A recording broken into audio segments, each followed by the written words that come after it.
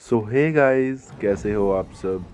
उम्मीद करता हूँ लॉकडाउन में अच्छे ही होंगे और जहाँ पे भी होंगे एक सुरक्षित जगह पे होंगे। तो दोस्तों, आपने कभी भी सोचा है ये जो गेम्स हम खेलते हैं अपनी पीसी में, अपनी स्मार्टफोन में, यहाँ पे कई ऐसी गेम्स हैं जहाँ पे हम जब कूदते हैं, जैसे कि पबजी। जब हम कूदते हैं तो एक लिमिटेड ऑफ डिस्टेंस ही तय कर पाते हैं, जैसे कि बिल्कुल रियल लाइफ में कर पाते हैं। या फिर जब प्लेन से कूदते हैं तो नीचे की ओर गिरते हैं। तो एक्चुअली जो रियल लाइफ में होता है तो ये सभी तो ग्रेविटी की वजह से होता है, फिजिक्स की लॉ की वजह से होता है। लेकिन जो गेम है वहाँ पे तो कोई ग्रेविटी नहीं है जो हमें नीचे खींच रहा हो। तो वहाँ पे ऐसे कैसे हो जाता है इतनी एक्यूरेसी के साथ, जो ऑलमोस्ट रियल लाइफ में हो सकता है। बिल्कुल उसी तरीके का एनिमेशन हमें देखने के लिए मिलता है। अब कुछ लोग यहाँ पे कहेंगे कि सिंपल सा चीज़ है, वो इसी तरीके से एनिमेट करते हैं। लेकिन मेरे भाई, इतनी भी आसान चीज़ नहीं है। ये जो पूरा प्रोग्रामिंग होता है कि कूदने पे कितने दूर जाके गिरेंगे, या फिर जब हम प्लेन से ड्राइव करते हैं गेम के अंदर तो कौन सी एंगल पे कितना स्पीड से हम नीचे आएंगे, ये हर एक चीज़ मैथमेटिकल कैलकुलेशंस हैं। अब इन कैलकुलेशन को अगर कोई प्रोग्रामर करने के लिए बैठे तो छोटे छोटे चेंजेस के लिए बहुत बड़ी बड़ी उनको कैलकुलेशन करना पड़ेगा, है ना। तो ये जो कैलकुलेशंस हैं, इनको ना करते हुए भी गेम को इतना ज़्यादा रियलिस्टिक कैसे बनाया जा सकता है। और यकीन मानिए, कोई भी एनिमेशन करने वाला बैठ के इस तरीके का कैलकुलेशंस नहीं करता है। तो ये चीज़ें होता कैसे हैं।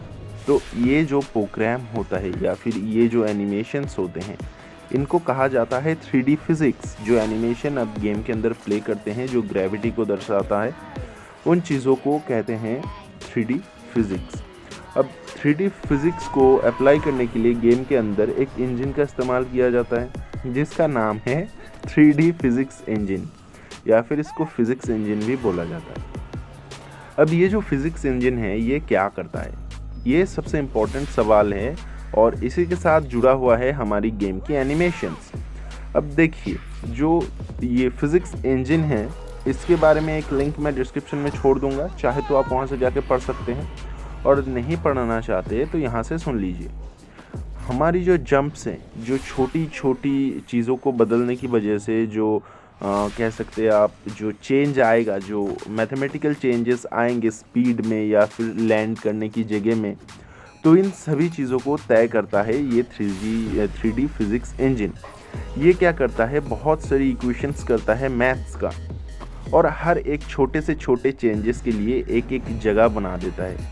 आप सोच सकते हैं, आप गेम में जितनी भी पॉसिबल चीज़ें कर सकते हो, मतलब प्लेन से जंप करने के बाद थोड़ा सा एंगल चेंज करने के बाद आप जहाँ पे जाके गिर सकते हो, वो भी आपसे पहले सोच के रखा था उस इंजन ने कि अगर बंदा ये जगह पे ऐसा चेंजेस करेगा तो इसको यहाँ पे जाके गिरना है। यानी वो पहले से तय है कि आप ये गलती करोगे तो यहाँ जाके गिरोगे।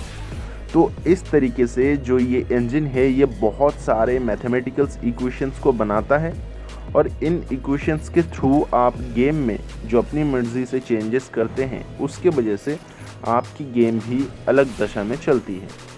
तो ये कुछ चीज़ें हैं, या फिर आप कह सकते हैं गेम में फिज़िक्स को बिल्कुल रियल लाइफ की तरह इस्तेमाल करने के लिए इन चीज़ों का इस्तेमाल किया जाता है, और इन्हीं चीज़ों के थ्रू आपको गेम में बहुत अच्छा एक रियलिस्टिक फीलिंग मिलता है।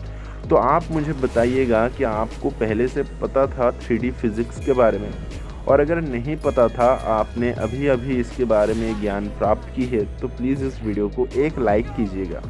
और पबजी खेलते टाइम ये याद रखिएगा कि आप अगर किसी और जगह से कूदते हो, किसी और एंगल पे नीचे उतरते हो, तो ऐसा नहीं कि पहली बार आप इस चीज़ को सोच रहे हो। इसका मतलब ये है कि वो जो कंप्यूटर है उसने भी सोच लिया था कि आप इससे पहले इस जगह पे उतार सकते हो। अब आप सोच सकते हो, एक छोटी सी चीज़ जाने से पहले मैं कहना चाहूँगा, आप कह सकते हो कि इतनी सारी इक्वेशंस कोई कैसे सोच सकता है, ये बिल्कुल झूठ है। तो आपने अपनी बचपन में, या फिर कुछ गेम्स आज भी ऐसे होते हैं जिस पे बग होते हैं, आप कहते हो उसमें बग है, एक पर्टिकुलर एंगल से हम कूदते हैं तो गेम में फंस जाते हैं। पबजी में भी कई बार ऐसे होते हैं जिनकी वीडियोस आप देखते हो कि बंदा कूदा और कार के अंदर आके फंस गया, वहाँ से वो निकाल नहीं सकते। तो इस तरीके की प्रॉब्लम्स आप देख सकते हो, जो कि आप बेसिकली देखते भी हो गेम के अंदर। तो ये क्यों होते हैं? वो इसीलिए होते हैं कि शायद उस एक नतीजे पे जो कंप्यूटर है वो अपना जो विचार है या दृष्टिकोण है उसको साफ नहीं कर पाया, या फिर उसके बारे में जो प्रोग्रामिंग है वो पूरी नहीं हुई, उसकी इक्वेशंस पूरा नहीं हुआ। तो बेसिकली इसी चीज़ को आप बग कह देते हो। तो ये बस मैंने एक आखिरी पॉइंट रखा जिसके थ्रू मैं प्रूफ कर सकूँ अपनी पॉइंट्स को।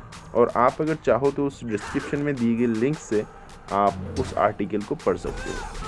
अभी तक आपने वीडियो को देखा इसके लिए धन्यवाद, और जाने से पहले एक लाइक कर देना यार, बहुत ख़राब टाइम चल रहा है। वीडियो कैसा लगा बताना मत भूलिएगा। Good bye.